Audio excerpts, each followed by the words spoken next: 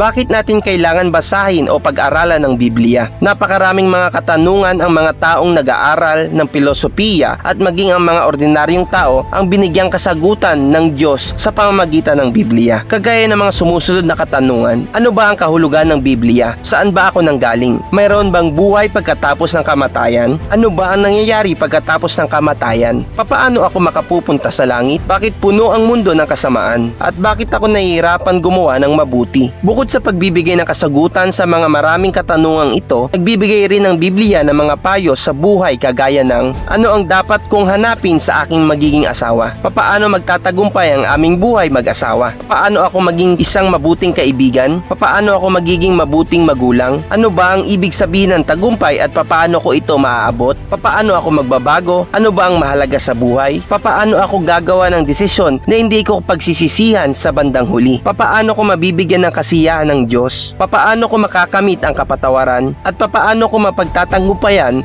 ang mga pagsubok at mga pangit na pangyayari sa aking buhay? Dapat nating basahin at pag-aralan ng Biblia dahil ito ay lubos na mapagkakatiwalaan at walang pagkakamali at angkop sa ating mga buhay bilang isang tagasunod ni Kristo.